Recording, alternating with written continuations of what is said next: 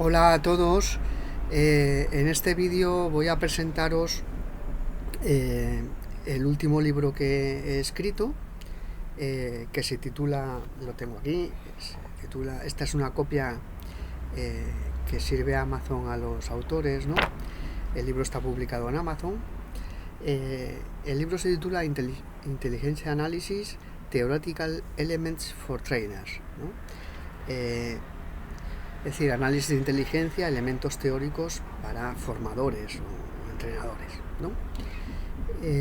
Bueno, este libro tiene dos novedades con respecto al anterior. Sabéis que he escrito otro libro antes dedicado a técnicas no estructuradas en análisis de inteligencia. Y como digo, este nuevo libro tiene dos novedades. La primera de ellas es que está escrito en inglés, lo cual me ha llevado un trabajo añadido, porque primero lo he escrito en castellano y después he tenido que ir traduciéndolo poco a poco, no sin ayuda, por supuesto, pero lo he hecho así porque también es una manera de mejorar mi gramática en inglés, ¿no? El practicar, el escribir en inglés siempre ayuda.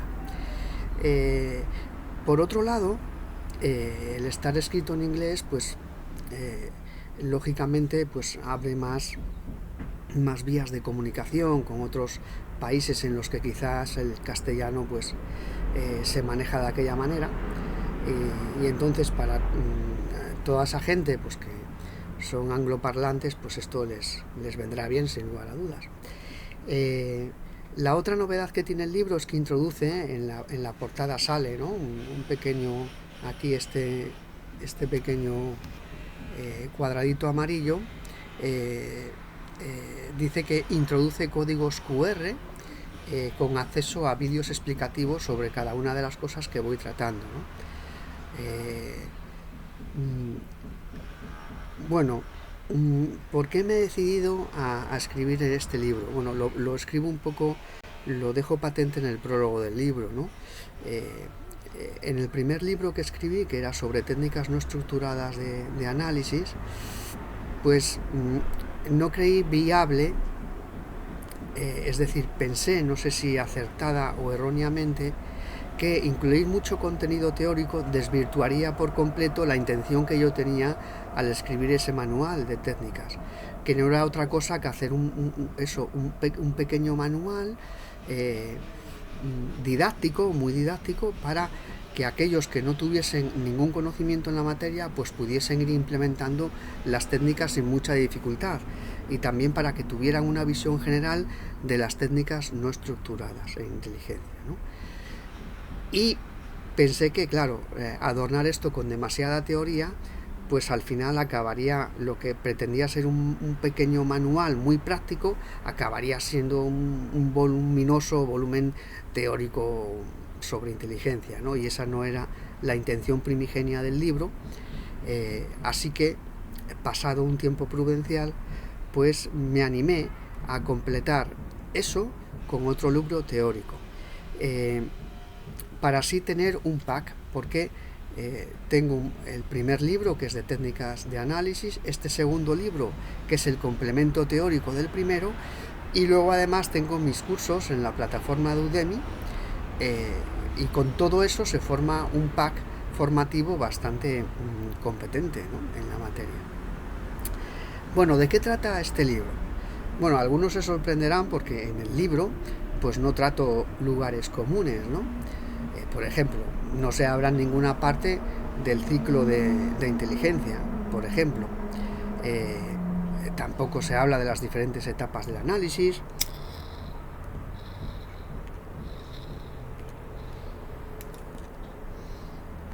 De las diferentes fuentes de información, de nada de eso se habla en el libro, porque considero que eso ya está suficientemente tratado y estudiado en otros manuales al uso, y que introducirlo en este no iba a suponer nada nuevo, ¿no? Y siempre que se escribe un libro se trata de introducir, de ir incrementando el conocimiento, como sabéis. La inteligencia como campo de estudio es incremental, es decir, un conocimiento se asienta sobre el anterior y así vamos formando un pequeño corpus teórico, ¿no? Indispensable por otra parte para el campo de estudio y para los investigadores. Bueno, ¿cuál es el contenido en sí del libro? Bueno, el libro tiene bastantes capítulos, lo voy a ojear por aquí, tiene como 15 capítulos. Es un libro pequeñito de 100 y pico páginas, eso sí, en una letra mucho más pequeña que estaba escrito. El manual anterior estaba escrito en una letra más grande, porque era un manual y se supone que es de uso cotidiano. Este, en cambio, como es algo más teórico, pues he decidido escribirlo en letra más pequeñita, ¿no? Y por eso he podido, pues se puede meter el libro en 100 y pico páginas tranquilamente, ¿no? Porque la letra es mucho más pequeñita. Bueno, comienzo el libro, el capítulo primero, hablando sobre el papel y el rol de los analistas metodológicos en las organizaciones de inteligencia. Es algo que no es muy conocido. Yo cuando empecé a investigar y a estudiar sobre estos temas, me acuerdo que prácticamente no se mencionaba en ningún lado el papel de los analistas metodológicos, ¿no? Y tienen un papel muy destacado, un papel que es poco conocido, pero muy importante, ¿no? Bueno, ya sabéis que los analistas en inteligencia normalmente se especializan en una determinada área geográfica, o si no en un campo temático, pues por ejemplo el terrorismo, el narcotráfico, un área regional, Latinoamérica, por ejemplo.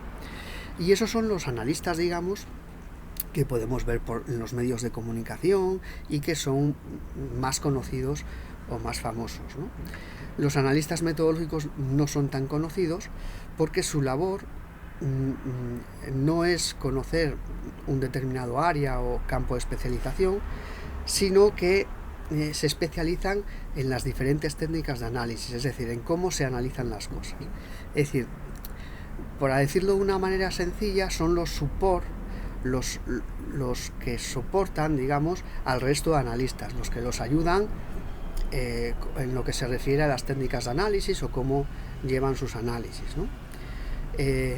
Bueno, en el libro explico pues esta figura del analista metodológico, explico cuál es su trabajo cotidiano dentro de una organización de inteligencia, explico cómo hace su trabajo, que también pues es un poco desconocido, y bueno, en eso baso el primer capítulo, ¿no? Creí interesante incluir algo que no se conoce tanto.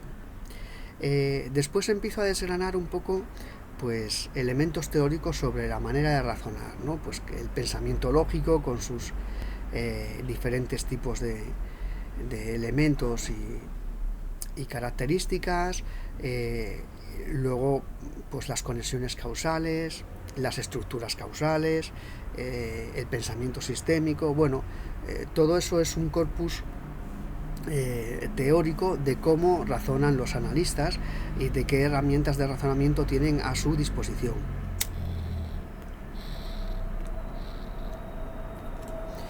Y después ya empiezo con la parte que yo creo más interesante del libro. Hay otro capítulo que está dedicado a un estudio epistemológico de la técnica del análisis de hipótesis en competencia, porque muchas veces se enseña la técnica sin saber muy bien, sin explicar los elementos que la configuran, y es interesante saber qué elementos configuran el ACH. El ACH, por ejemplo, saber pues que tiene un componente de análisis bayesiano, que lo que hace el programa por debajo, el software por debajo, tiene un componente de análisis bayesiano, que es más, se puede elegir o aplicar la técnica del ACH o aplicar el análisis bayesiano puro. Las dos cosas son perfectamente legítimas, ¿no? Después tengo también otro capítulo donde es un enfoque más didáctico, donde explico, a mi entender, una forma didáctica, una propuesta didáctica para enseñar el análisis de hipótesis en competencia. ¿Qué es lo que sucede? Que muchas veces los analistas, cuando aprenden esto, pues introducen en el software las evidencias y tal, y obtienen unos resultados, pero sin saber muy bien qué es lo que hace el software por debajo, ¿no? Entonces, para evitar esto y para saber qué hace el software, tener conciencia de cada paso que elabora el software, para así poder el analista repasar las cosas, pues hago una propuesta didáctica en el libro de cómo se podría enseñar esto en 3 fases bien diferenciadas hasta llegar al análisis bayesiano, que pongo además una forma muy intuitiva de poder enseñarlo mediante un juego, ¿no? Es un juego muy curioso que tiene una base real, ¿no? Es un juego sobre la búsqueda, a ver en qué página está. Está en la página 69, ¿no? Las 3 etapas que explico son, primero, aprender a construir árboles de probabilidad, muy importante para los analistas, luego saber algo de probabilidad condicional, y la tercera etapa, aprender a usar el teorema de Bayes, ¿de acuerdo? Y aquí, pues, me ayudo o propongo que los formadores ayuden de un pequeño juego, que es muy intuitivo por lo demás, y que está basado en un suceso real, como digo, que es lo que pasó con el submarino nuclear Scorpion, ¿no? En el 68, ¿no? Que se organizó un equipo de búsqueda para buscar al submarino norteamericano, y bueno, se ayudaron del análisis bayesiano para poder encontrarlo. Entonces hubo un equipo de gente que se dedicó a la noble tarea de un poco hacer una simulación al respecto, donde los analistas pueden ir introduciendo datos y ir a ver si encuentran el submarino o no. La verdad es que está muy bien, la página está muy bien para enseñar, digamos, a aquel que no tenga un conocimiento previo en el teorema. Es algo muy intuitivo, ¿no? Pues como digo, de esta manera pues se puede enseñar el ACH con ciertas garantías didácticas de que el alumno va a ser consciente de todos y cada uno de los pasos que está haciendo el software por debajo para llegar a esas conclusiones, ¿de acuerdo? Después dedico otro capítulo al pensamiento crítico. Bueno, el título del capítulo en sí mismo ya es una declaración de intenciones, porque dice la enseñanza del pensamiento crítico ligado al pensamiento clásico. Y es que algo que habitualmente se vende como algo novedoso, el pensamiento crítico, está muy vinculado a los desarrollos de la filosofía clásica, ¿no? En el libro pongo 2 autores, y aquellos que lo leáis vais a ver inmediatamente la vinculación que existe entre ese pensamiento y el pensamiento crítico, ¿no? Porque es una vinculación evidente. Es decir, el pensamiento crítico no es algo tan novedoso como nos pretenden vender. Y también digo, doy algunas orientaciones didácticas al respecto para poder sacar provecho de este tipo de pensamiento. Bueno, después me adentro en 3 capítulos sobre la incertidumbre, sobre cómo se trabaja la incertidumbre en el análisis de inteligencia, ¿de acuerdo? Y entonces, pues bueno, hablo un poco, como no, yo creo que ya es obligado para quien me conozca, hablo un poco del teorema de Bayes, como no, y explico los 2 tipos de incertidumbre que se manejan en inteligencia, que es una incertidumbre de tipo más aleatoria y luego otra incertidumbre de tipo epistémico. Ambas se atacan con diferentes herramientas, ¿sí? Y bueno, todo esto lo explico en el libro de una manera mucho más en profundidad. Después, otro capítulo lo dedico a la teoría de Destensaffer, que es una alternativa al análisis bayesiano que ya están utilizando muchos analistas. Y porque sabéis que la cruz del método bayesiano radicaba en la subjetividad del analista a la hora de colocar el peso a las evidencias, ¿no? Bueno, esto que puede ser positivo en determinados casos, en otros puede ser muy negativo. Pues esta teoría viene al rescate. Es una genialidad, porque la teoría une la probabilidad que todos conocemos, la probabilidad pascaliana o probabilidad matemática, si queréis, que todos estudiamos en secundaria, pues lo une con la probabilidad de tipo baconiano, ¿no? Que utiliza más la abducción, que utiliza más basada en argumentos, y esto hace que el límite de error se acote más todavía, ¿no? Como digo, es una alternativa muy buena, es una de las novedades que incluyo en este libro, porque no se suele hablar mucho de ella fuera de los campos más especializados, ¿no? También repaso el método Monte Carlo como otro de los métodos para luchar contra la incertidumbre. Todo esto, pues bueno, es bien explicada también la técnica en el libro. Después he querido introducir algo que ya había introducido en el anterior manual, y son las técnicas de modelización. ¿Por qué insisto en introducirlas? En primer lugar, porque creo que son bastante importantes, que yo creo que forman parte del presente, pero también seguramente del futuro del análisis de inteligencia. Y por otro lado, porque quiero destacar que también hay investigadores españoles que se dedican a la temática y que han tenido logros tan notables como crear una técnica de la nada, ¿no? Es el caso de David Ríos Insúa, del profesor David Ríos, y me pareció importante incluirlo en el manual, ¿no? Incluir los logros, que desde España también se hacen cosas buenas al respecto y se crean técnicas cuya aplicabilidad al mundo de la inteligencia estratégica es más que evidente, ¿no? Bueno, en el capítulo 14 hablo un poco sobre la inteligencia artificial y lo que tiene que ver con el análisis de inteligencia, pero no de un modo general, sino que me focalizo en los desarrollos que ha tenido en la cuestión de formación de analistas, ¿no?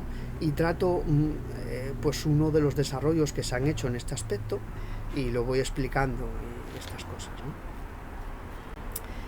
Y por último, termino el libro dedicando un capítulo a Jack Davis, ¿no? El maestro Yoda de los analistas de la CIA, así el título el capítulo, y es que verdaderamente Jack Davis ha sido un pilar para toda una generación de analistas, ¿no? en la CIA. Y bueno, ese libro es un poco en homenaje a él, que ya falleció por otro lado. Es un capítulo homenaje a un analista metodológico que ha dedicado su vida a la formación de analistas, ¿no? Bueno, respecto a lo que decía antes de la inteligencia artificial, considero que así como en los años 60 o 70 los analistas tuvieron que enfrentarse de la noche a la mañana, los analistas profesionales, a la irrupción de las técnicas estadísticas, que por aquel momento pues no se utilizaban tanto, y tuvieron que saber adaptarse a los nuevos contenidos de esas técnicas, y pues la inteligencia artificial va a suponer una nueva adaptación. Creo que los analistas profesionales van a tener que adaptarse a este nuevo paradigma, que va a suponer muchísimos cambios. Yo en el libro desgrano lo que puede suponer en cuanto a la formación de nuevos analistas, pero no cabe duda de que la inteligencia artificial tiene múltiples campos de aplicación que va a transformar muchas de las tareas que cotidianamente realizan los analistas, ¿no? Entonces, como sucede con cualquier paradigma, Carmen Medina es una experta en este tema, porque ella pues anticipó lo que iba a suponer la irrupción de Internet en el análisis de inteligencia, y encontró no pocas resistencias en la propia CIA al respecto. Pues Carmen Medina sabe bien lo que es que una agencia de esas características, o cualquier agencia de inteligencia, no deja de ser una burocracia, pues se enfrente a cambios, ¿no? A veces es duro, a veces es difícil, hay resistencias por parte de algunos, y todo eso es complicado. Bueno, pues yo creo que estamos en ese periodo de transición donde muchas cosas inevitablemente van a tener que cambiar. Pero bueno, nada nuevo. De igual forma que los analistas de los años 60 o 70 tuvieron que adaptarse a esas nuevas técnicas y aprender sobre la marcha, con ayuda, eso sí, de asesores que les iban formando sobre probabilidades, sobre tal, pues esto va a ser exactamente igual, y les van a tener que asesorar en ese campo. Bueno, pues yo creo que esto es todo lo que os quería decir. Aquí tenéis el nuevo bebé, y bueno, espero que os sirva de ayuda y que disfrutéis leyéndolo. Venga, un saludo a todos. Chao.